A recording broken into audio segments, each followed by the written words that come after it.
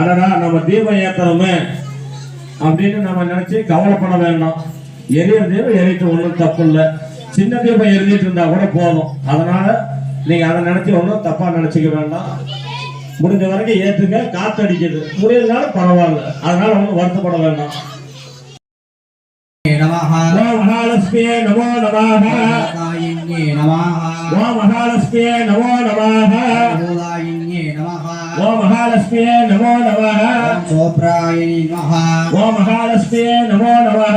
परमात्याय नमः। ओ महालक्ष्म्ये नमो नमः। नमः ओ महालक्ष्मी எல்லா செல்வங்களும் அந்த தாய் கொடுக்கும். மனதார பிரார்த்தனை பண்ணிக்கோங்க. அடுத்ததுங்க ओम जगन्मात्रे नमः। ओम सरस्वत्यै नमः। ओम चण्डिकायिन्ये नमः। ओम लोकाजनन्ये नमः। ओम सर्वदेवादिदेवतायिन्ये नमः।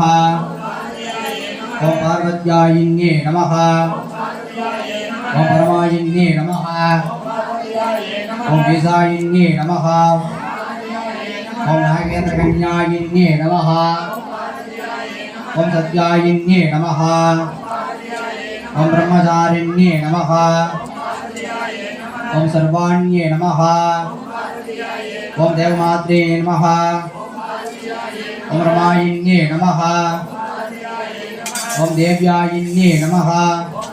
ब्रह्मण्ये नमः। वैष्णव्ये नमः। ओम पार्वत्याय नमः। अस्मिन्ये नमः।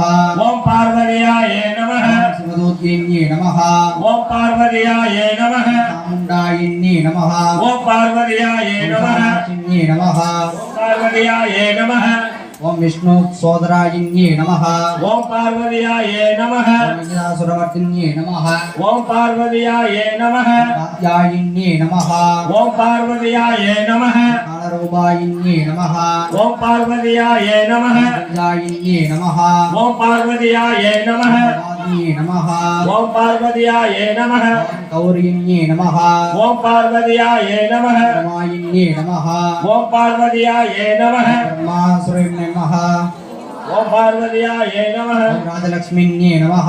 ओम पार्वत्याय नमः। ओम शिवप्रियायिन्ये नमः। ओम पार्वत्याय नमः। ओम नारायिन्ये नमः। ओम पार्वत्याय नमः। ओम महाशक्त्यायिन्ये नमः। ओम पार्वत्याय नमः। भाग्यदायिन्ये नमः। ओम पार्वत्याय नमः। अन्नपूर्णायिन्ये नमः। ओम पार्वत्याय नमः। गोविन्दायिन्ये नमः। ओम पार्वत्याय नमः। कमलायिन्ये नमः। ओम पार्वत्याय नमः। नगारायिन्ये नमः। ओम पार्वत्याय नमः। कलानिधे नमः। ओम पार्वत्याय नमः। मधुप्रियायिन्ये नमः। ओम पार्वत्याय नमः। प्रियायिन्ये नमः। ओम पार्वत्याय नमः। कर्णायिन्ये नमः। ओम पार्वत्याय नमः। वीरभद्रायिन्ये नमः। ओम पार्वत्याय नमः। विरोधायिन्ये नमः। ओम पार्वत्याय नमः। नागायिन्ये नमः। ओम पार्वत्याय नमः। रायिन्ये नमः। ओम पार्वत्याय नमः। कविन्ये नमः। ओम पार्वत्याय नमः। महारूपायिन्ये नमः। ओम पार्वत्याय नमः। कामाचिन्ये नमः। ओम पार्वत्याय नमः। देव्यायिन्ये नमः। ओम पार्वत्याय नमः। दायिन्ये नमः। ओम पार्वत्याय नमः। भयनाशिन्ये नमः। ओम पार्वत्याय नमः। देव्ये नमः। ओम पार्वत्याय नमः। तमसस्यन्ये नमः। ओम पार्वत्याय नमः। वेदमोहिन्ये नमः। ओम पार्वत्याय नमः। कार्यायिन्ये नमः। ओम पार्वत्याय नमः। पादायिन्ये नमः। ओम पार्वत्याय नमः। महागौर्यन्ये नमो नमः। ओम पार्वत्याय नमो नमः। ஒரு பத்திய குலநாசம் அவரே அதை அழிச்சிருவாரு, வரத்தையும் கொடுத்துருவாரு, வழியில போய் வாங்கிக்குவாரு. அதனாலதான் சிவன் சொத்து குலநாசம் சொல்றது. யாரையும் நம்ம ஏமாற்றக்கூடாது. யார் காசும் நமக்கு வேண்டாம். இன்னைக்கு இல்லை, 10 வருஷம் இல்லை, நாங்க கொடுத்துருவோம் அப்படிங்கிற எண்ணத்தோட வாழணும். அதுதான் எல்லாமே சொல்றது. எல்லாத்துக்கும் எல்லாம் நல்லது நினைச்சா போதும். இந்த பிறவியில இன்னைக்கு இந்த பெரியபாளைய மண்ணுல இந்த பூஜையை நாம பண்ணணும்னு அந்த கடவுள்கள் எழுதி வச்சிருக்கிறாங்க. உங்களுடைய குலதெய்வத்துக்கு முதல்ல ஆசீர்வாதம் பண்ணிக்கோங்க. ஏன்னா இன்னைக்கு அந்த குலதெய்வத்துடைய ஆசீர்வாதத்துல இன்னைக்கு வரதராஜ பெருமாள் திருக்கோயில நாம உட்கார்ந்து இன்னைக்கு ஒரு நோய் இல்லாம இந்த திருவிளக்கு பூஜை பண்றோம். இது வருஷம் இதோட பெரிய லெவல்ல பண்ணணும்னு மனதார எல்லா கடவுளையும் பிரார்த்தனை பண்ணிக்கோங்க. குலத்தை காக்கும் குலதெய்வம். முதல்ல எந்திரிச்சிருங்க, வீட்டை தூக்கி எந்திரிச்சிருங்க, உங்க குலதெய்வத்தை நினைச்சு கையெடுத்து கும்பிடுங்க. அதுக்கப்புறமா ஒவ்வொரு சாமியா கும்பிடலாம். குலம் காக்கும், குலம் தலைய, குலம் வாழ, குலம் விருத்தி அடைய அவங்களுடைய குலதெய்வத்துடைய ஆசீர்வாதம் பரிபூர்ணமா எல்லாரும் கிடைக்கணும் மனதார பிரார்த்தனை பண்ணிக்கோங்க.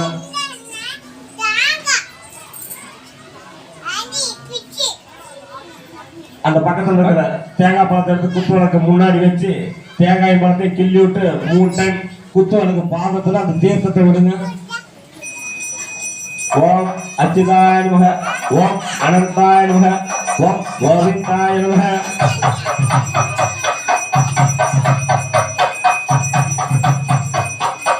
தேங்காய் பழத்தை கிள்ளி விட்டு அது ஒரு நைவேத்தியம். இது நாரிகாஜல மகா நிவேத பிரசாதர்ப்பயாம. ஓம் பிராணாய, ஓம் தமானாய, ஓம் அயானாய, ஓம் உதானாய, ஓம் அபானாய, ஓம் பிரமணாய. நாரிகாஜல மகா அசோக விழாந்திரஸ்த.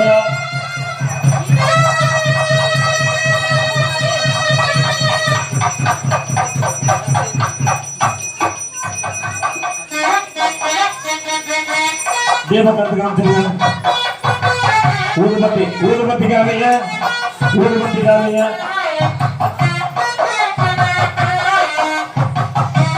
தேவதத்தில் ஊதல் காமிங்க, தொகவரகத்தில் ஊதல் காமிங்க.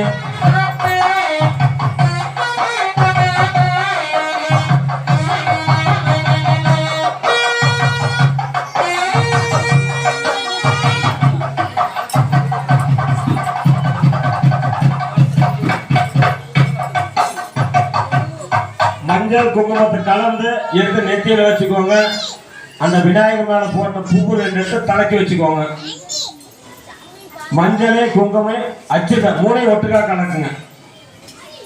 சரஸ்வதி, மகாலட்சுமி, ஆதிபராசக்தி 3 கலந்து எடுத்து நெத்தியில வச்சுக்கிட்டு 2 பூ எடுத்து தலைக்கு வச்சுக்கோங்க. அடுத்தது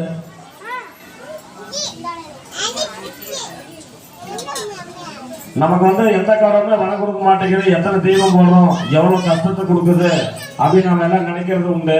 ஆனா அந்த கடவுள்களையே சோதிக்கப்படுறதுதான் அந்த நவகிரகங்கள். இந்த நவகிரகத்துடைய ஆதிக்கம் அதிகமானா ரொம்ப தொல்லணும். கடவுளையே என்னன்னு செய்யுதுன்னு கேட்டுச்சு. சிவபெருமான் திருவோடு எடுத்தாரு. நம்ம பெருமாள் 14 வருஷம் வனவாசம் போனாரு. அதனால கடவுளை கும்பிடுறத விட நவகிரகத்தை கும்பிட்டீங்கன்னா எல்லா பலனும் கை மேல கிடைக்கும். நம்மளை ஆட்டி படைக்கிறது நவகிரகம் தான். முதல்ல சூரிய பகவான். சூரிய பகவான் கவர்மெண்ட் வேலை, ஆட்சி, அதிகாரம் நான் தான் அப்படின்னு அந்த ஒரு தோற்றம் இருக்கும் பாருங்க. அவங்க மேசராசி, சிம்ம ராசி. சூரிய பகவானுடைய ஆதிக்கம் அவங்களுக்கு அதிகமா இருக்கும். கவர்மெண்ட் வேலையில அதிகமா இருப்பாங்க. ஆனா நல்லது பண்ணுவாங்க, அதெல்லாம் எந்த பிரச்சனையும் இல்லை. கொஞ்சம் கோவப்படுவாங்க. அதனால சூரியனுடைய ஆதிக்கம் அதிகமா இருக்கு சூரிய பகவான். அதனால தூங்கி எந்திரிச்சிருமே என்னைக்குமே சூரியனை பார்த்து வழிபடுறது ரொம்ப விசேஷம். ஞாயிற்றுக்கிழமை நாள் பிறந்தவங்க ஞாயிற்றுக்கிழமை சூரிய பகவானை வழிபடுறது ரொம்ப விசேஷம். அடுத்தது சந்திர பகவான். சந்திர பகவான் அதாவது சூரியகாரன் பித்திருக்காரன் சொல்லுவோம். சந்திர பகவான் மாத்திருக்காரன் சொல்லுவோம். சூரியன் அப்பாவளி, சந்திரன் அம்மாவளி. சந்திரன் எப்பயுமே குழு குழு குழுன்னு தான் இருப்பாரு. அவரை டென்ஷன் பண்ணா பிடிக்காது. அதனால சந்திர பகவான் மனதார பிரார்த்தனை பண்ணிக்கோங்க. என்ன பண்ணுவாங்கன்னா நமக்கு மாசத்துல 3 நாள் அந்த சந்திராஷ்டமம் வரும்.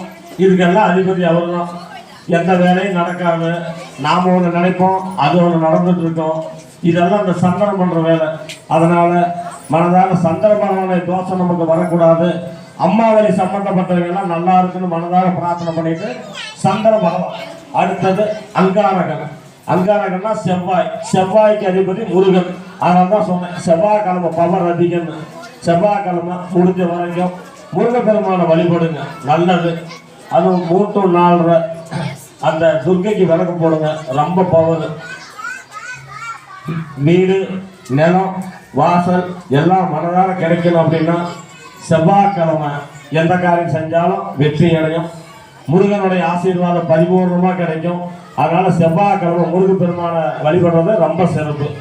அடுத்தது புதன், கல்விக்கெல்லாம் அதிபதி புதபெருமான். புதபெருமானுக்கு அதிபதி பெருமாள். அதனால கல்வி ஞானம் அறிவு இதெல்லாம் புத பகவானை சேரும். அதனால புதன்கிழமையில பெருமாள் வழிபாடு எடுத்துக்கிறது. புதன்கிழமை பிறந்தவங்க வந்து பெருமாள் வழிபாடு பண்றது ரொம்ப விசேஷம். எல்லாமே வழிபாடு பண்ணலாம், படிப்புக்கு கல்விக்கு புத பகவானுடைய ஆதிக்கம் இருக்கும். அடுத்தது வியாழன், குரு, நமக்கு பாடம் சொல்லி கொடுத்த குரு. எல்லாத்துக்கும் குரு பகவான் தான். நமக்கு ஒரு குரு இல்லாம எந்த காரியம் செஞ்சாலும் அது வந்து தடைபடும். அதனால யாரோ ஒருத்தர் குருவா நினைச்சு குரு பகவான் மனதார பிரார்த்தனை பண்ணிக்கிறது ரொம்ப நல்லது.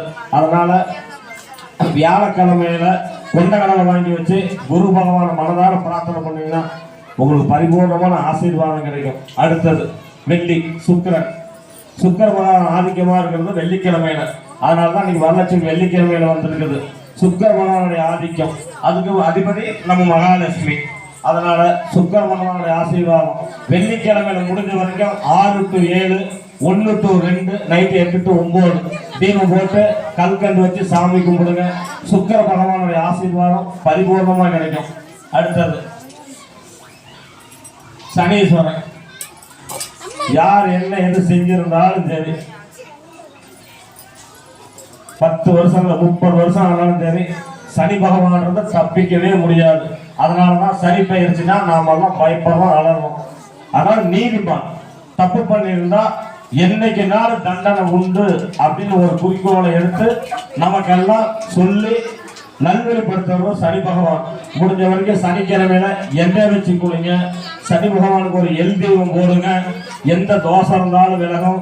சனிக்கிழமையில முடிஞ்ச வரைக்கும் காகத்துக்கு சாப்பாடு வைங்க, ரொம்ப நல்லது. அதனால சனிக்கிழமையில சனி பகவானையும் பெருமாளையும் வழிபடுறோம், ரொம்ப விசேஷம். அடுத்தது ராகு. ராகு போல் கொடுப்பாரும் இல்லை, கேது போல் கெடுப்பாரும் இல்லை அப்படின்னு ஒரு பழமொழி உண்டு. ராகு கேது அவர் தான் ஞானகாரகன், பிள்ளையார் கோயில்ல அதிபதி அவர் தான். அதனால எல்லாமே ஞானம் கல்வி அறிவு எல்லாமே அந்த கேது பகவான் கொடுத்துருவாரு. நம்ம ஆட்டி படைக்கிறது நவகிரகங்கள் மட்டுமே. நம்ம பெருமாளை போய் கும்பிடலாம், சிவபெருமான கும்பிடலாம், முருக பெருமான கும்பிடலாம், எல்லாமே கும்பிடலாம். ஆனா அதுக்கு முன்னாடி இவங்கள்ட்ட ஆசீர்வாதம் நம்ம வாங்கிட்டு தான் அங்க போய் கும்பிடணும். பெருமானா இருந்தாலும் சிவபெருமானா தான் சரி, அவன் நேரம் உட்கார்ந்ததுக்கு நாம் ஒன்றும் பண்ண முடியாது. ஒரே வார்த்தையில் முடிச்சிருவாங்க. சரி வண்டியா பாட்டியா, சரி சரி கிளம்பு அப்படின்றவாங்க. அதுதான். அதனால நவகிரகத்துடைய ஆதிக்கம் என்னைக்குமே பவர் அதிகம். முடிஞ்ச வரைக்கும் நவகிரகத்தை வழிபாடு பண்றது ரொம்ப விசேஷம். கடவுளுங்களுக்கே சோதனை கொடுத்த நவகிரகம். அதனால மனதார நவகிரகத்தை வழிபாடு பண்ணுங்க, குலதெய்வத்தை வழிபாடு பண்ணுங்க, பிள்ளையார வழிபாடு பண்ணுங்க, இஷ்ட தெய்வத்தை வழிபாடு பண்ணுங்க. அப்புறமா எல்லா கடவுளையும் போய் கும்பிடுங்க, தப்பு இல்லை.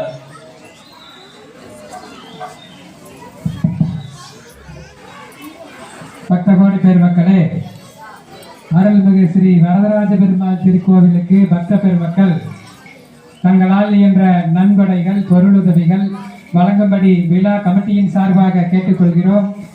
அருள்மிகு ஸ்ரீ வரதராஜ பெருமாள் திருக்கோவிலுக்கு குளத்துப்பாளையம் சண்முக சுந்தரம் சரஸ்வதி அவர்கள் 5000 ரூபாய் நன்கொடை வழங்கியுள்ளார்கள். அவருக்கும் அவரது குடும்பத்தார்களுக்கும் விழா குழுவின் சார்பாக மனமார்ந்த நன்றியை தெரிவித்துக் கொள்கிறோம்.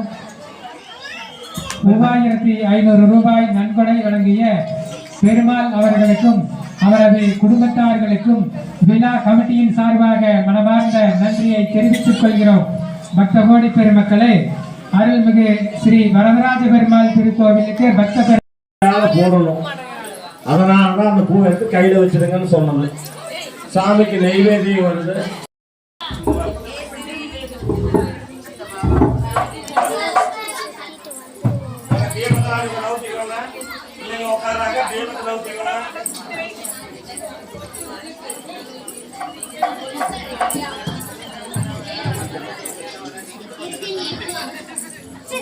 ஃபர்ஸ்ட்